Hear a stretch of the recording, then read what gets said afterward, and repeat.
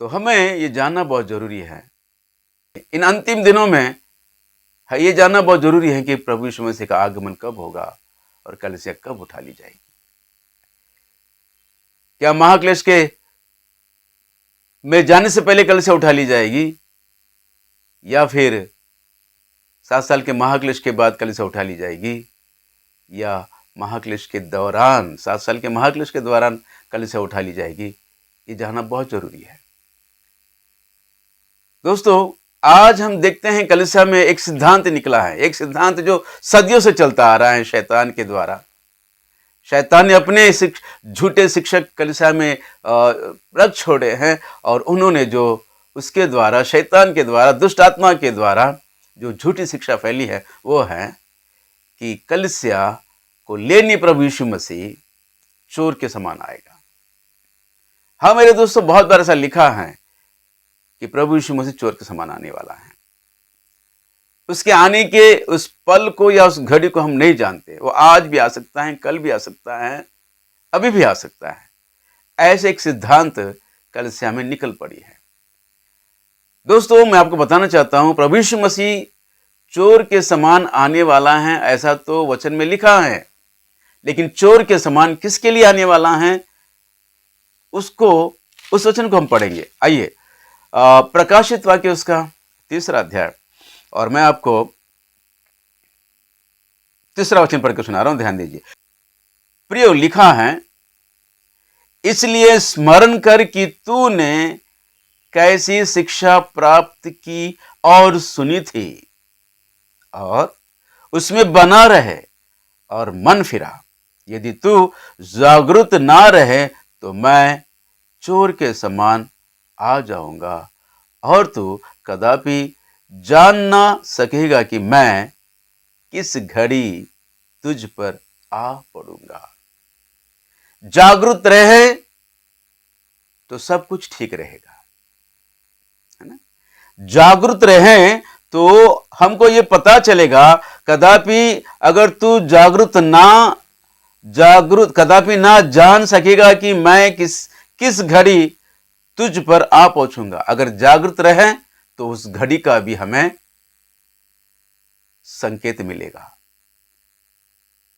जागरूक रहे, उस घड़ी का भी हमें संकेत मिलेगा। मेरे प्रियो, प्रभु धोखेबाज नहीं है। कलीसिया को उलझन में रख के आने वाला नहीं है,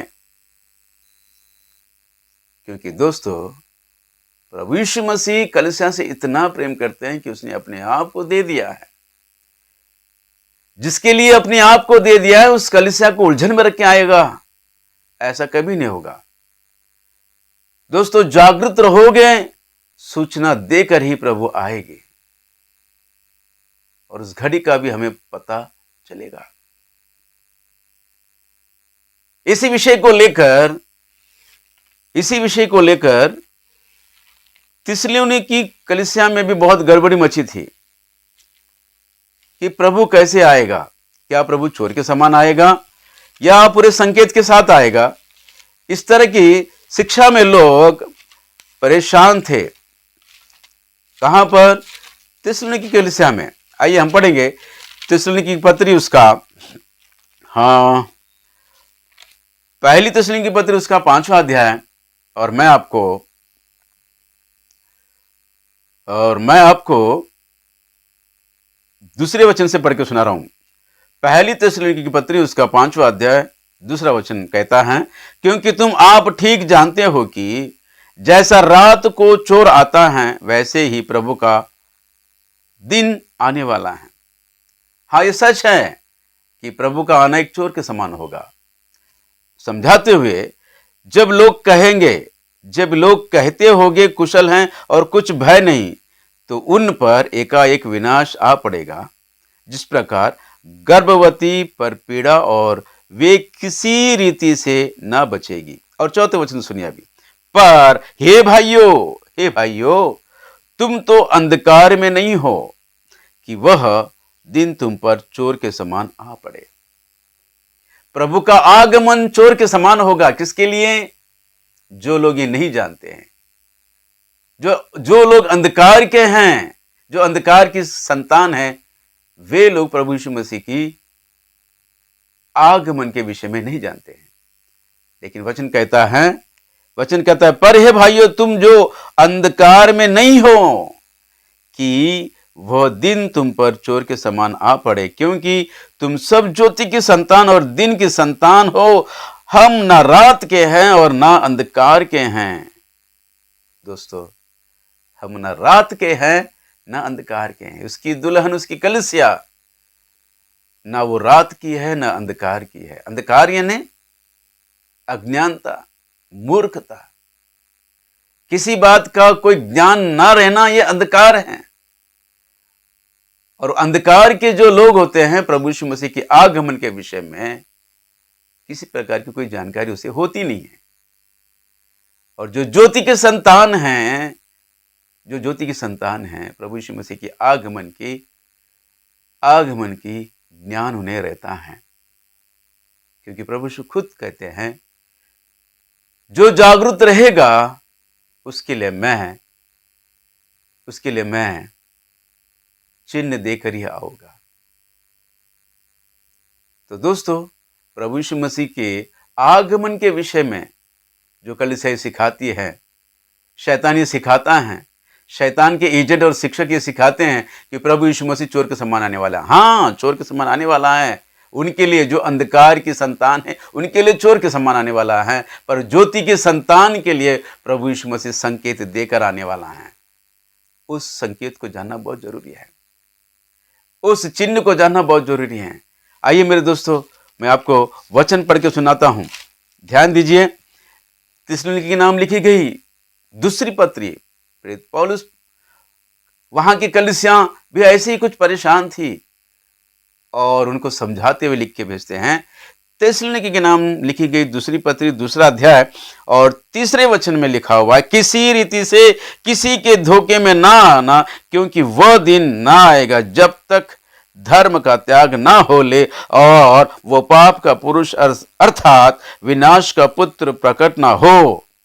और जो विरोध करता है और हर एक से जो ईश्वर या पूज्य कहलाता है, अपने आप को बड़ा ठहराता है, यहां तक कि वह परमेश्वर के मंदिर में बैठकर अपने आप को ईश्वर ठहराता है। परमेश्वर के मंदिर में बैठकर अपने आप को ईश्वर ठहराता है। वो अंतिम मसीह विरोधी जब तक ना आ जाए, प्रभु यीशु मसीह का आगमन नहीं होगा। लिखा है, किसी रीति से किसी के धोखे में ना आना।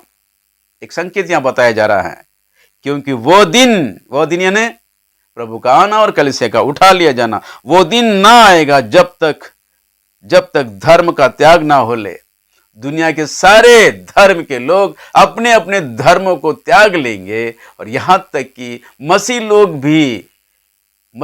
भी अपने इस सच्चे धर्म को त्याग कर उस अंतिम मसीह विरोधी के पीछे हो लेंगे और पूरी दुनिया के लोग एक धर्म में रहेंगे। वो धर्म अंतिम मसीह विरोधी शैतान के धर्म में रहेंगे। धर्म का त्याग होगा और वो पाप का पुरुष अर्थात विनाश का पुत्र प्रकट ना हो ले।